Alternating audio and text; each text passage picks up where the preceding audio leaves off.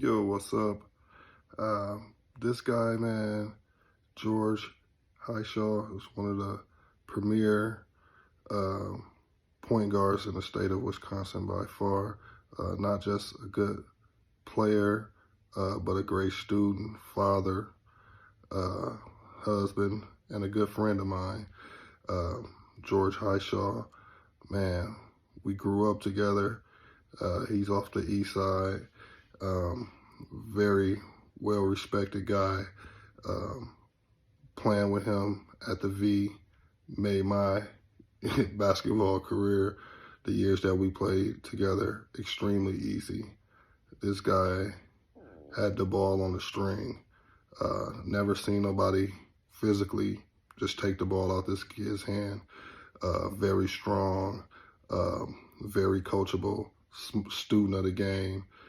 My guy G Chow, the ESG, George Highshaw, um, really good point guard, uh, two-time state champion, um, just very good guy. Got nothing but love for this guy. Right to this day, I can call G and we can just, chop it up, just talk about life, family, and anything else, man. Big up to my boy G.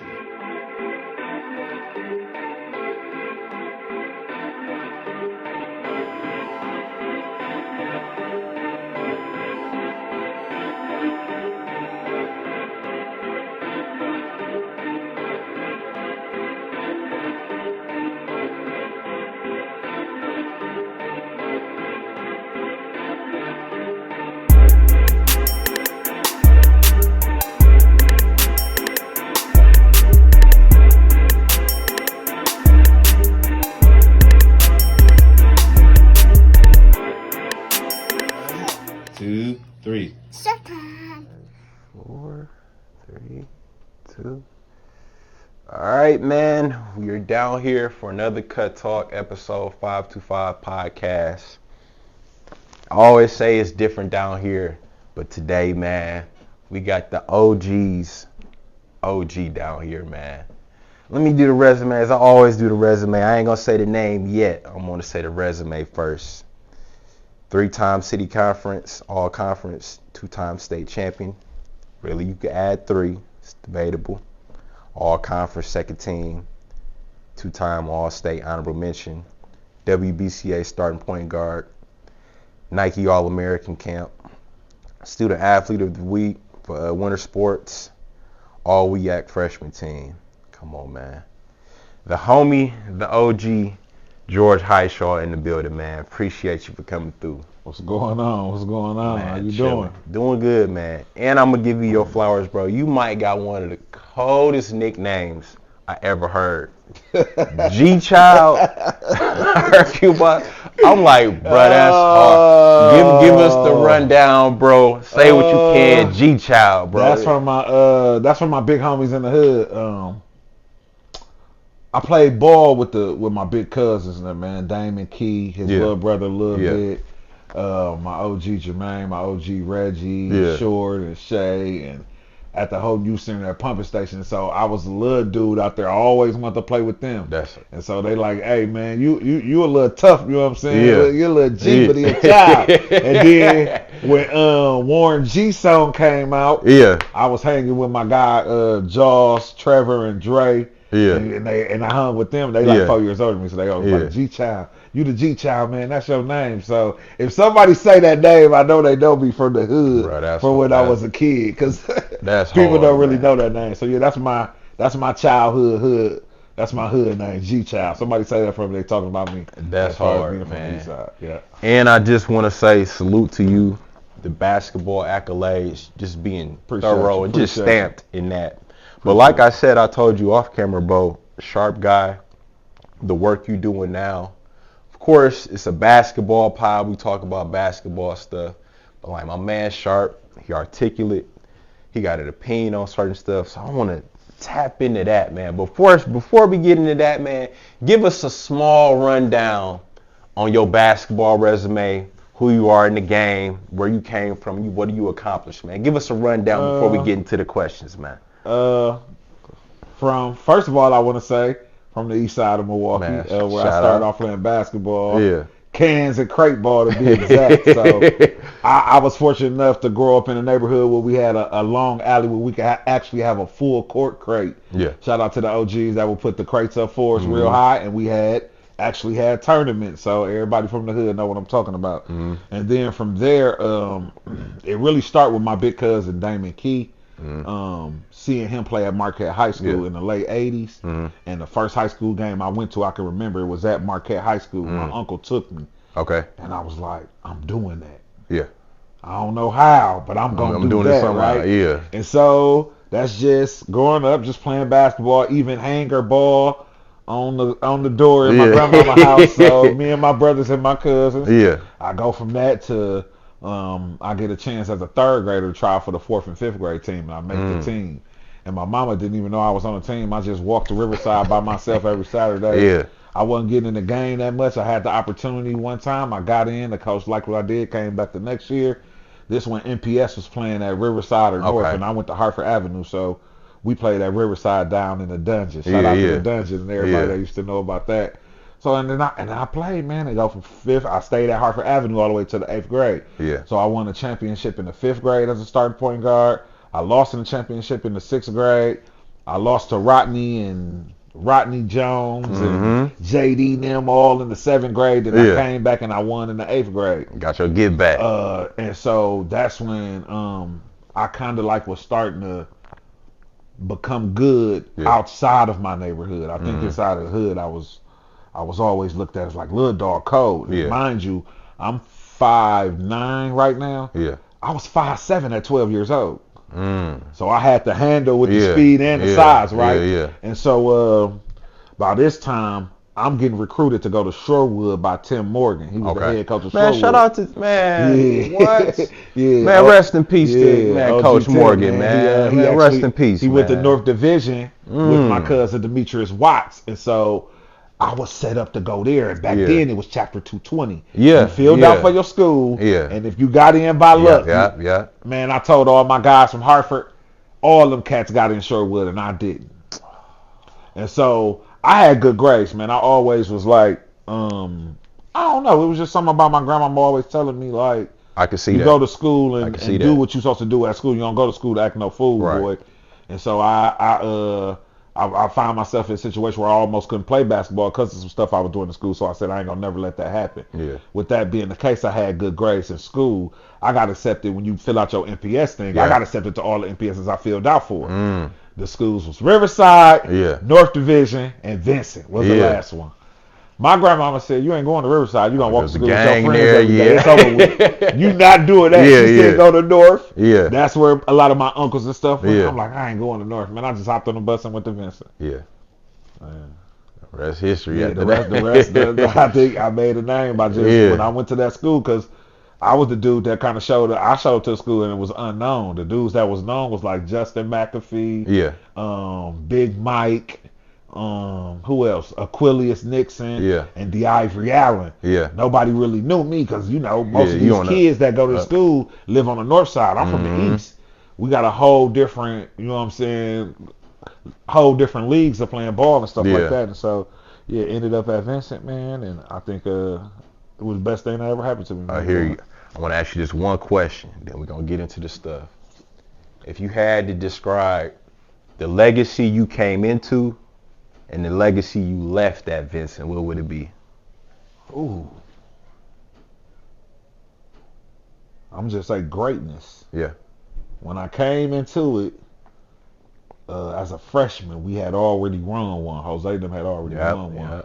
So I came into it and I bust my butt for JV, and I was able to make a chance to get on the team to go upstate. Yeah. What's the name? And Dina, I practiced with them for like the 2 weeks for the whole time while they was the tourney and all that, like working hard, finding out what it is to be a varsity basketball player. And then we won again. And Dina didn't take me. He took like, I think, a senior or somebody, so I wasn't tripping. Yeah. And then the next year I made the team as a sophomore, the youngest person on the team. So and then when I left, so I'm distinctively the only person that is part of the first 3 and also the last two. So I'm on the '98 team that's the 3-piece squad. I'm the youngest on that team as a sophomore. So I'm the only person that I won with Jose and Marshall, and then without Jose and Marshall. So I'm on two different. So my senior year, 2000, I ended up winning that thing. So just greatness, man. It was greatness. Salute to you. I'm gonna say this because I was thinking about this earlier, bro. All you ball players in the city, y'all telling the same story, but y'all adding y'all piece to it. It all connects. That's how I heard your name. Because don't get me wrong, GB is the OG, bro. Like, I was proud of myself for getting bro down here and just what we had to go through to get him down here. Right. And he a certain type of guy, certain type of figure. So the fact that he said, I had to go to George to get on the court, I'm like, who was George? You had to go to somebody to get on the court. He told the story about lunch. Yeah. Y'all was hooping at lunch.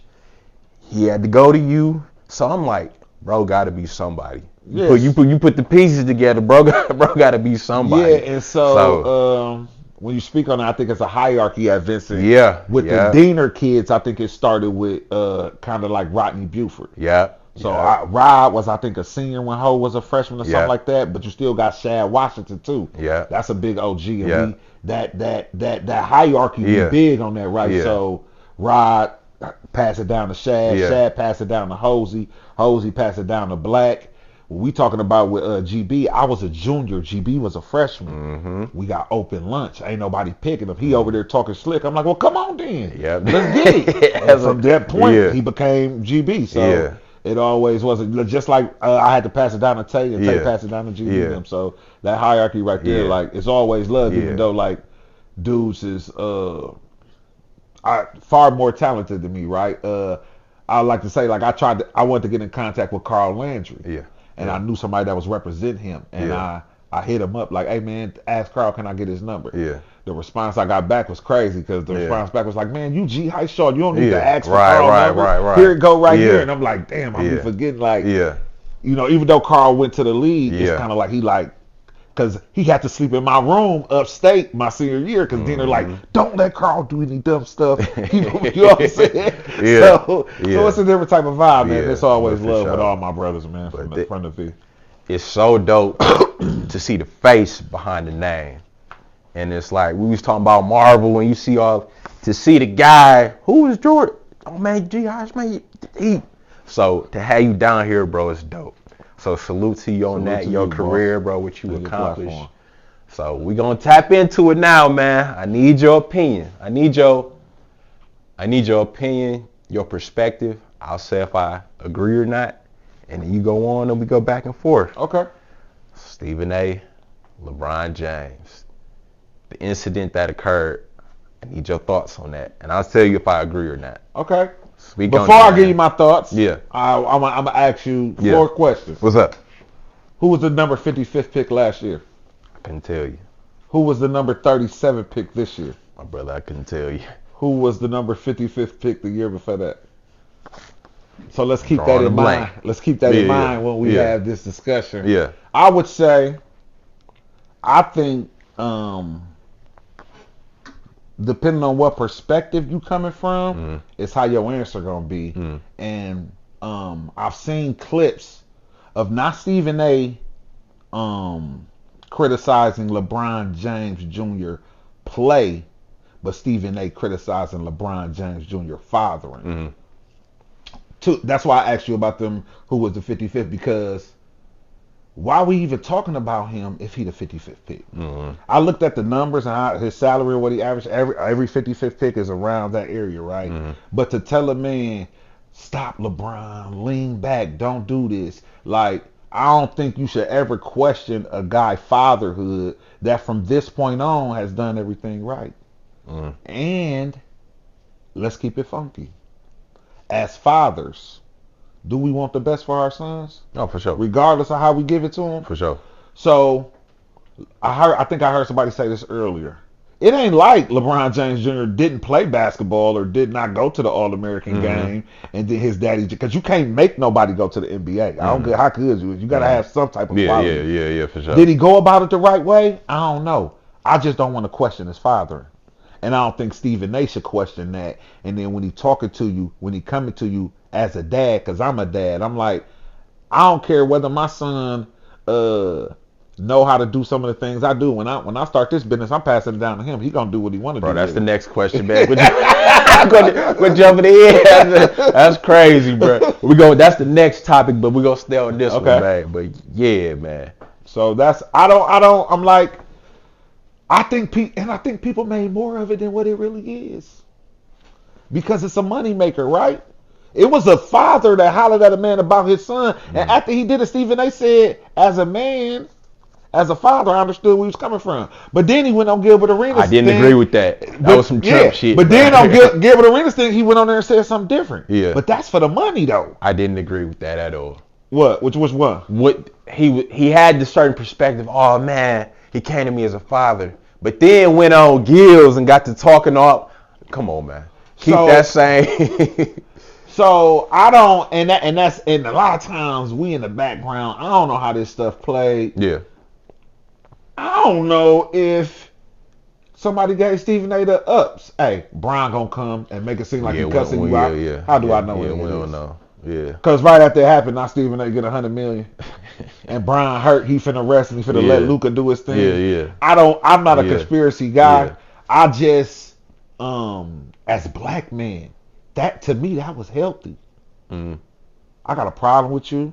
I'ma holler at you. We ain't gotta swing blows. I might be passionate and raise my voice, but then I'm gonna walk away. We can agree to disagree, and we ain't gotta talk to each other no more, bro.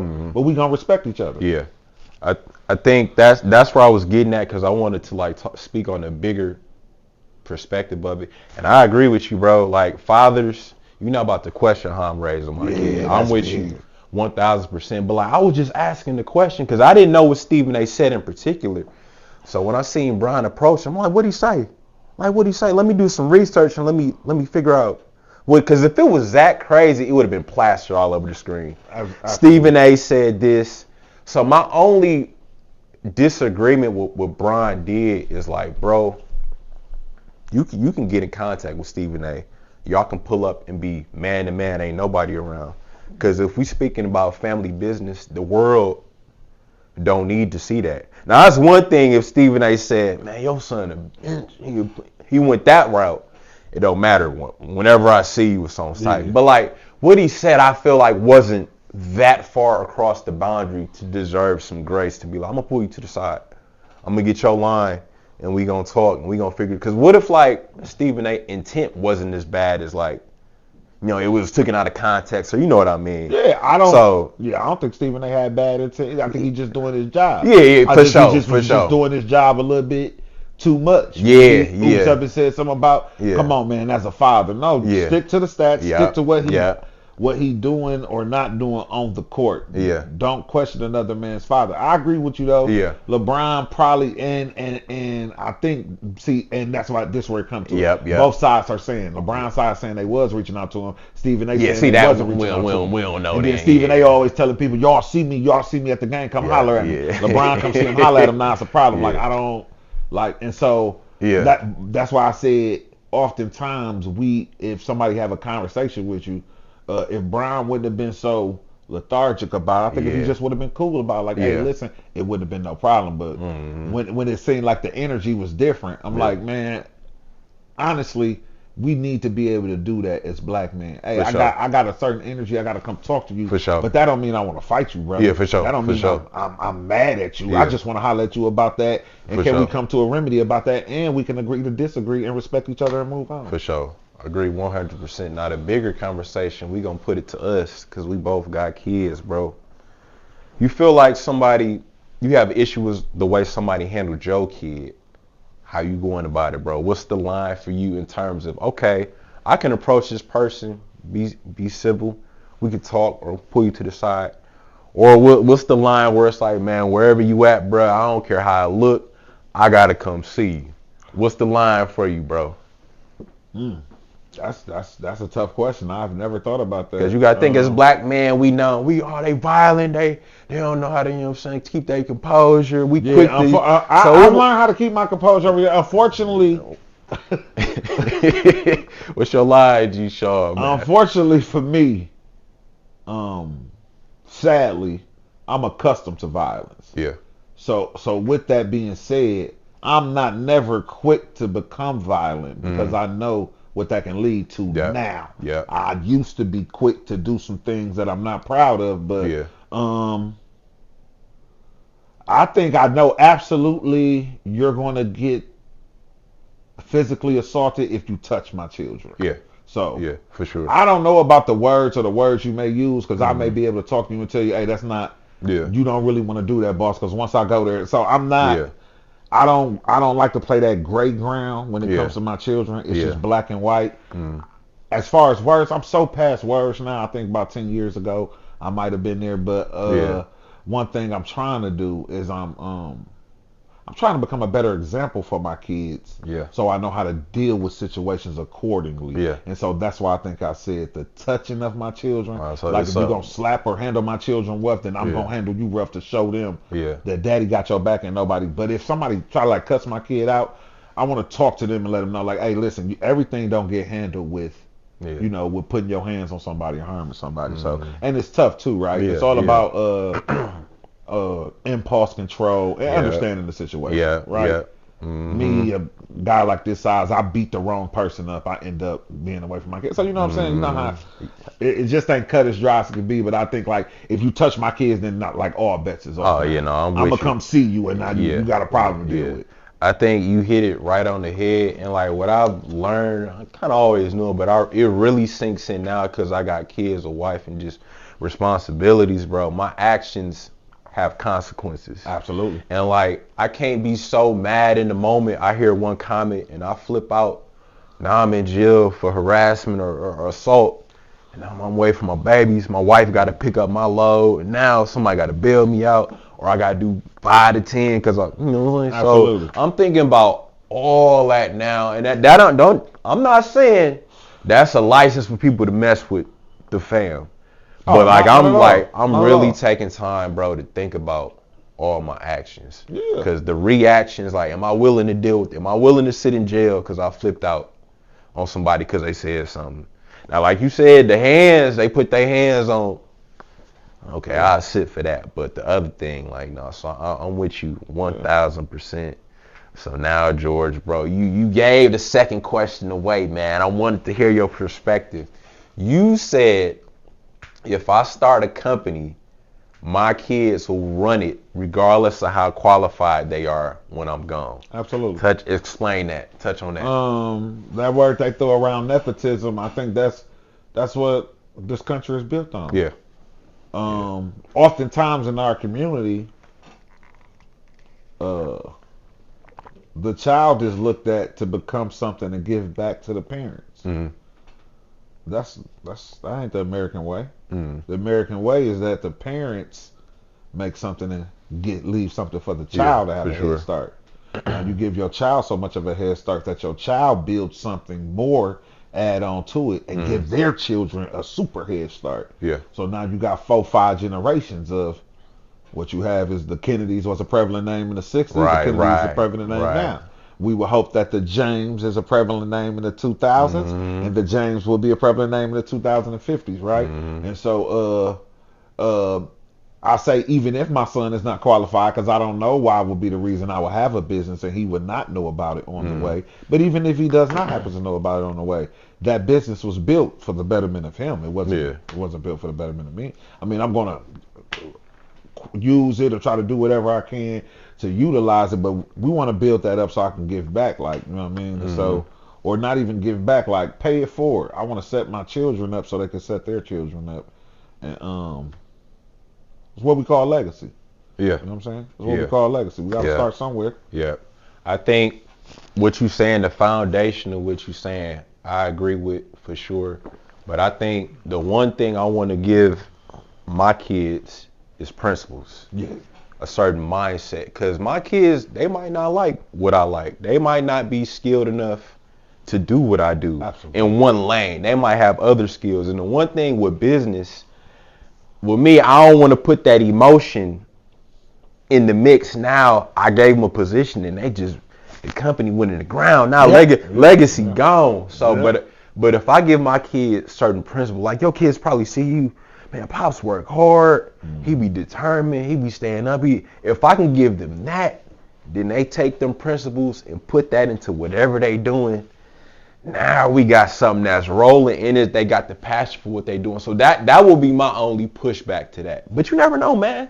They with you. They might, be qualified to do what you do. But I think the intangibles is more so what I want to give my kids than stuff. Yeah. Because if they don't value it because it was just given to them, and they lose it, now my kids don't have because the kids didn't value it. Yeah. So I think that was my only pushback to that. Because like my pops was an engineer. I didn't become an engineer because that wasn't my thing. But I got the principles of what made my dad a good engineer. Absolutely. He worked hard, critically think, smart man, like took his time, studied. I got that part. Okay. So when it came to cutting hair, trucking, doing the pod, I could critically think. Okay. I could pay attention. That's why you here, because I paid attention to what GB said. Okay. Did my research on what it. So I think those things are more so what I want to give to my kids. A business is a bonus. Yeah. Because what if they want their own business? Like, Daddy, I don't want to do the pod. Yeah. I want to make a bakery. Well, we gon' like when I say get that business down, it's just give it to them. Yeah. Whatever you got going on is what you got going on. But oftentimes, and so when I'm thinking of the business, I want to give you the liquidation of the business. Agree. You might not even. There you go. You know what I mean? Yeah. You got to leave some type of liquid behind for them. Agree.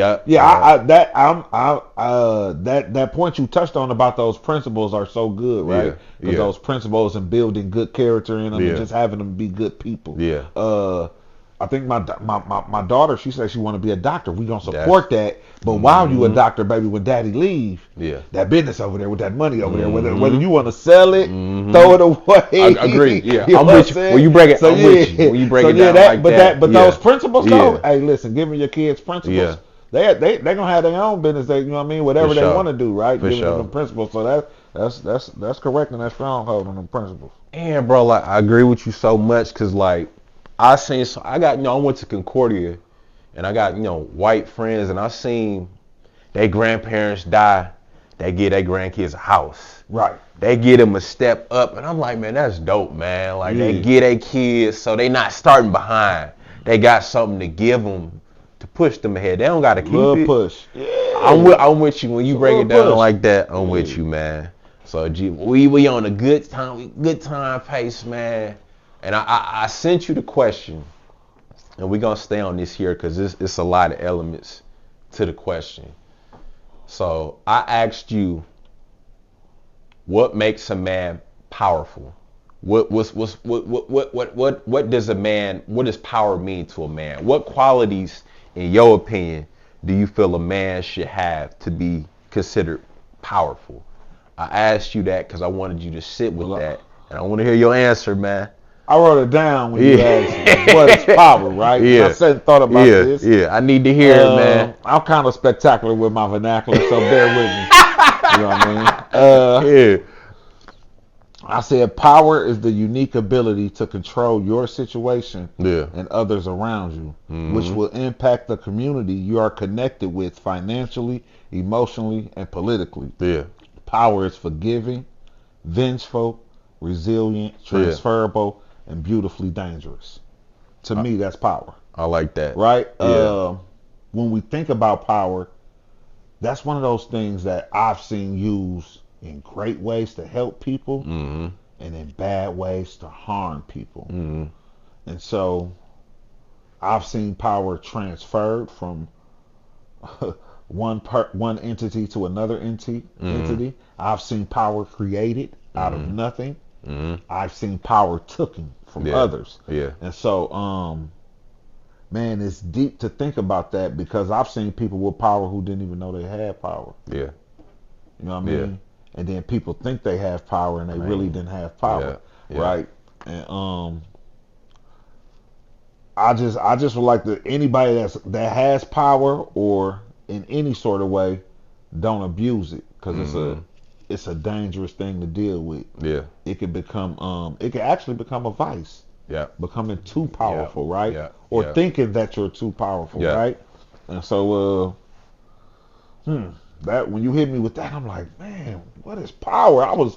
I'm sitting there because you normally don't get those questions, Yeah. right? Yeah. What is power? Like, I know if we're talking about the Webster definition, it's the strength or force to exert something, right? Yeah. So I'm powerful enough to lift weights, but am I powerful enough to forgive my friend's killer?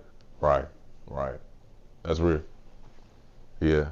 You know what I'm saying? Yeah. So when you asked me that, man, I was like, that's young bull, real thoughtful. Yeah. He got something cooking up over there, and so I'm actually gonna take that into the fatherhood classes. Oh, go ahead, man. You know what I mean? I'm a thief for that game. Yeah, man. go ahead. And like with you, bro, it's a reason I asked you that, and you seen your thumbnail when I said this the move, bro. And like I said, putting the pieces together and knowing somebody like GB went to you to get access, I'm like, that's power. Okay. And just with you, bro, and I'll give my definitions of power just with me and what I'm trying to be. So with me, bro, being unpredictable. The fact that somebody can't track your moves or they don't know where you at, they can't predict your next move, that's power to me, bro. Like, and that's what I'm after. I'm getting there, but that's like my ultimate goal. Like, I don't know what Mark gonna do next. I don't really know where he be at. I know he be at home, but like I don't know what he thinking. Like I can't. Like same with basketball. Melo, you can't take away his jump shot. You can't hug up on him. Yeah. You can't get physical with him because he gonna. So that just having that element to you, bro. I could do so many things and you don't know my next move. That's power to me, bro. And then, bro, being able to make money in different ways. Absolutely. Like if somebody took the truck away from me, hey, it's a trucking strike. All right, I'm gonna pick up these Clippers. If the Clippers ain't going, my clientele, okay, I'm gonna get on this pod. You know what I'm saying? If I can't get on the pod, I'm gonna call my homie who got a security company. Man, let me get some shifts. Okay. So just that, bro. And it's the third one, which I'm working towards, bro, is influence. Like I can move the needle, bro. And this the question I wanted to ask you, because this is what I'm trying to get to. If I see something that I want to make happen for positivity, I can make some calls and move that needle. And I'm starting to get there. But with you, bro, just talking to you, I've heard you move the needle one way and you move the needle the other way. So when you was younger, bro, as a dude coming from where you came from and you on that side of the tracks, you being who you are, did you ever think about, man, I got the power. If I want bro to do this, he could do it. If I want little bro to do this, he could do it. Did you ever think about that when you was younger? Yeah, speak on it. Speak on it. Yeah, and so I actually come from a crew. Yeah. My boys off Richards, RSM. Yeah. And so certain power, certain influence to get individuals to do certain things with you or be down with you. And that kind of changed when I left and went to school and came back. What was the change? Some of the guys who I could influence to do stuff, they can influence me to do stuff now because they had the money, which was perceived as power at the time, right? Yeah. Even though it was still all love, our roles just kind of changed a little bit. You know what I'm saying? And so, that power used incorrectly can lead to people getting hurt, something happening to people, right? Yeah. And I've always been conscious of that because anybody that know me, I always move with love and respect. For sure. That's why I can move throughout the city now, right? I just was always one of those dudes. If somebody say they want a problem, I say no problem. Yeah. But I ain't never trying to start no problems. I never want. It's love anyway. Hey, what's up? Cause we like to be around because we know it can get dangerous. But I don't. But if I tell these dudes let's go, these dudes gonna go. And so most dudes with that who would have been able to do that would have went crazy. Like if you ever heard of the Afro Fest, Summer Fest, and the young East Side dudes walking through there, I'm one of them dudes in the front of the crowd. I hear you. I hear you, man. So George, bro, That was G Child speaking. Yeah, that was absolutely. Now, George, the dad. Now you on the other side with the power and the influence. Now you, who you are now, knowing what you do and what you working with the DOC and all that. How do you use your influence in a way for good?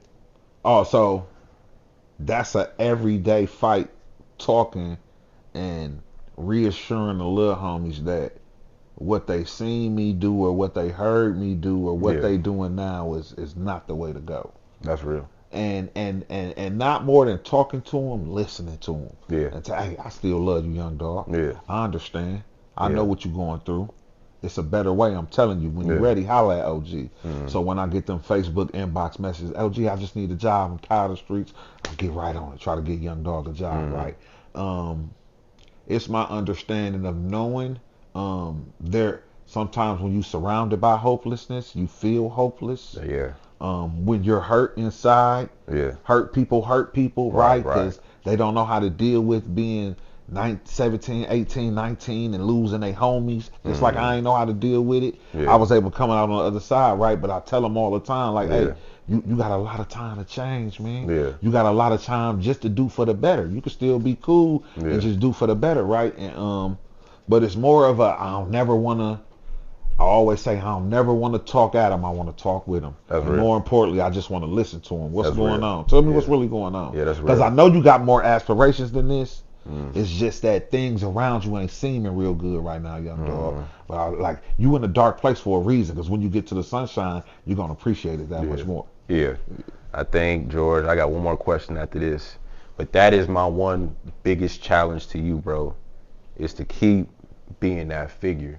People know your past, but the fact that they see somebody, they see G-Child turn into George, the father, and be doing what you do now and touching the city the right way, I challenge you to keep doing that, man, bro. Keep going, man.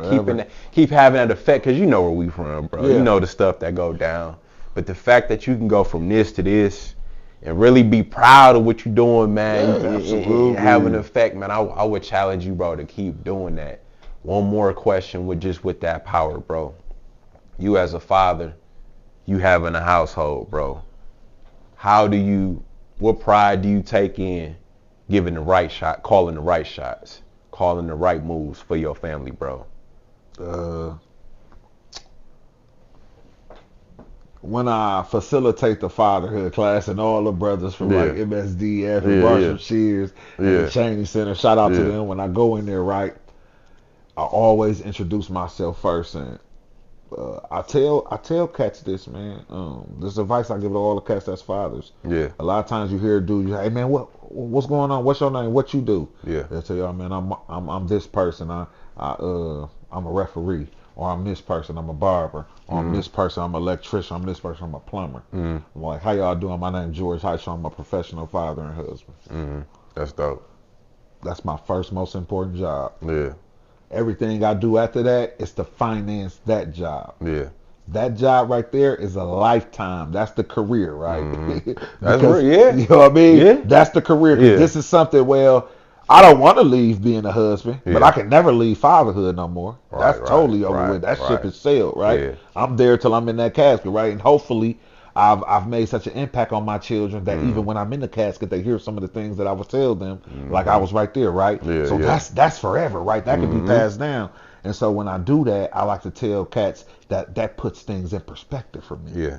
Yeah. So I say I'm making 97.3% of my decisions based on if it's good for my family. There you go. Just based off that. That's dope. I say if I go out with the guys every once in a while, you need that time, man. I ain't making them decisions based on my family, but them other decisions I'm making.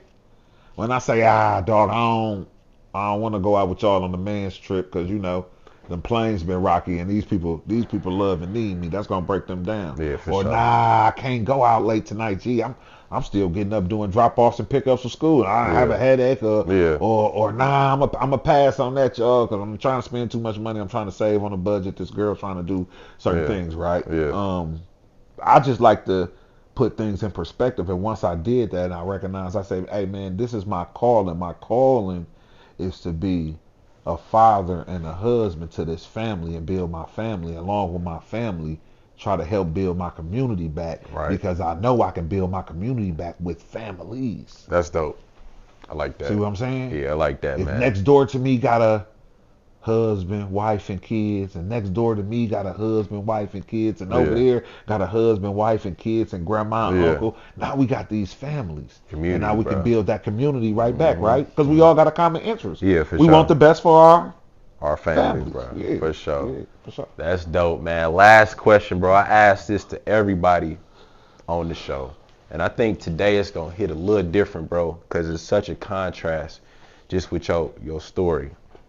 But if George Highshaw, the father, the husband, working in the community with the DLC and just the work you do, bro, had to speak to G-Child, Platteville George, you know what I'm saying, East Side George, that's still you, but you know what I mean. Yeah, for sure. The other side, what would you tell young boy, man? What would you tell him?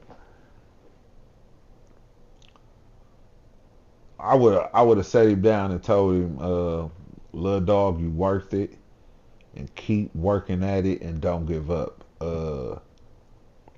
One thing I was always, and I'm just not past really like forgiving myself for giving up on the game, right? The game took me so many places. I traveled across this country in high school playing basketball, man. I'm telling them boys, I got stories. The boys, D Miles and Zach Randolph, got a podcast, and I done played against both of them in the same summer, right? For playground. That's but dope. I would have told him, man, like, don't give up and keep fighting. Yeah. I was a D1 talent. Unfortunately, I didn't understand the business of basketball. And so the business wasn't handled right as far as me going D1. So when I went D3, I kind of like gave up on myself. Yeah. Now, mind you, I gave up on myself and made all freshman team and broke the Platteville freshman assist record, and I hit the game-winning shot to go to the WIAC playoffs. This is all while giving up on myself. You know what I'm saying? I'm just going through the motions at this point. And so I would really sit him down and say, hey, man, just keep working one day at a time. And I also tell him, hey, you part of 3.7%. He said, what that mean?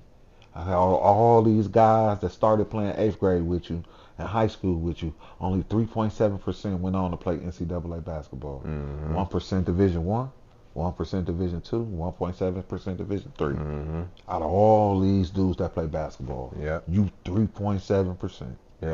I did not understand that, man, and I would tell that young man that, and I honestly think I would have been a D3 All-American. You know what I'm saying? And so, but we here now because of that, right? Because I'll probably be somewhere in Spain finishing up my overseas career, man. I tell my kids that all the time. If Daddy would have been good in college, he probably wouldn't be your daddy right now. Probably be coaching somewhere right now. You know what I'm saying? So it is what it is. It was a blessing and a lesson, all at the same time. One more deep question for you, then we're going to get to the shout-outs. George had to talk to the East Side. The George you are now had to talk to your block back then. What would you tell the block? Think of all you went through, all the spots, all the missions, all that. You had to speak to them cats. What would you try to tell them now? Do you now?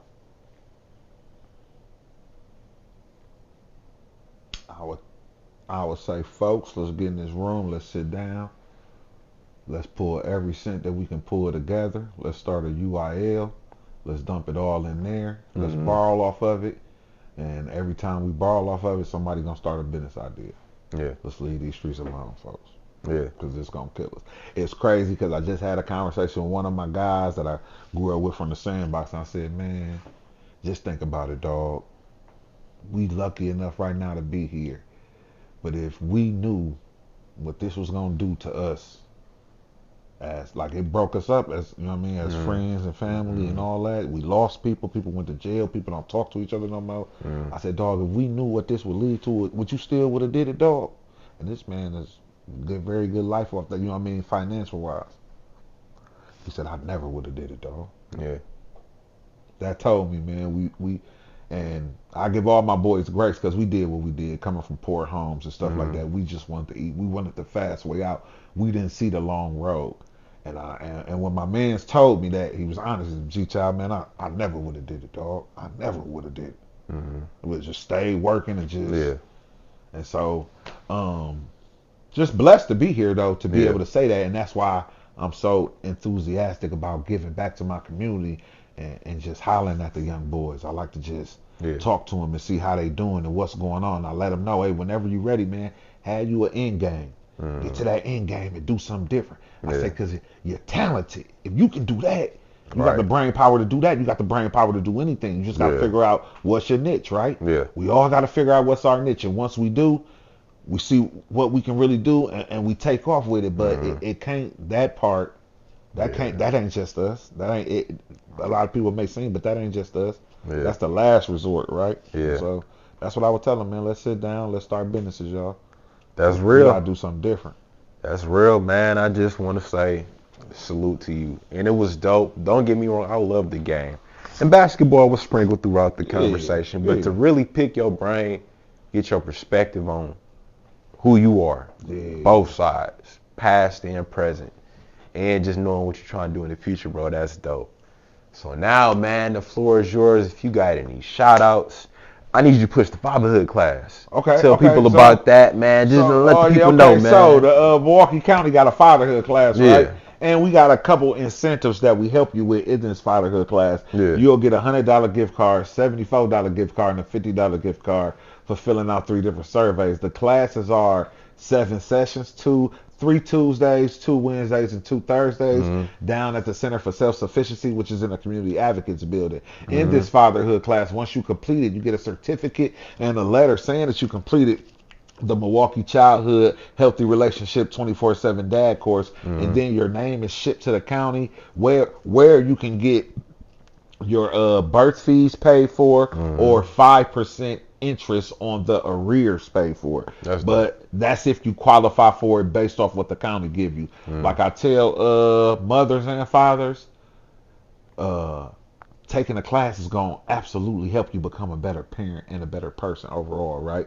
I would think if you want to become better at anything, you will want to become better at your parenting, right? Because you just want to give your kids the best version of you. And so that's what we talk about with the fatherhood class.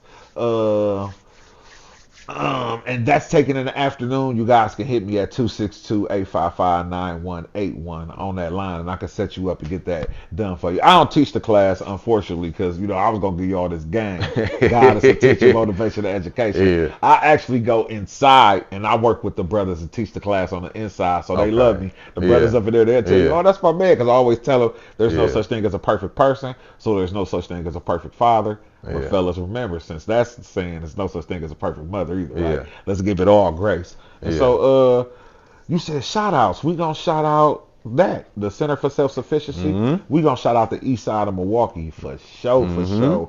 All my boys from the east. Everybody that come up under me, everybody over me, man. If I go to name and names, it's gonna be another 30 minutes. But everybody know, right? All them boys, I'm gonna say this, all them boys from the HYC, from the COA, from Punishment Park, Pumping Station, to the Blow Camp, and the boys at Northcott too, because that's part of the hood. All them boys that play ball up in there, man. Green Bay Avenue, them boys, Kern Park, all them boys, man. Shout out to y'all. Shout out to Columbia Zulu. That was my Warner team. Shout out to all my brothers from the V House. I can't forget about the PGC, the most storied and greatest franchise of AAU sports ever created. So shout out to the Playground Warriors. Shout out to the dads and the moms coming up in the world. I don't really want to. We ain't gonna, it's love with me, man. I know so many people. My kids always said, everywhere we go, Dad, somebody knows you. Somebody, I be like, that's just because I just come with love and all that. Man? So, shout out to Hartford Avenue too, man. Hartford Avenue. I'm a Hawk for life. I appreciated everything and all the people that I went to school with at Hartford. So, and shout out to Cut Talk. Shout out to Cut Talk, man. We definitely gonna do that. So it's a great platform, man. You got a great thing going on, bro. Straight up. Man, that's the mic drop moment. And bro, it's smooth to see you point guard in life. in this way, man. So that's dope, cold. man. That's cold. So mic drop moment. When we close out, I need you to sign the board, bro. Okay. I need some gems on the board, man. Okay. But that's George Highshaw, Milwaukee legend, Milwaukee Vincent legend. I'm Mark Pace. It's Cut Talk. I think we got my man out in an hour. We did. We good on time, man. Yes, sir. And we out. Appreciate you, man. Love.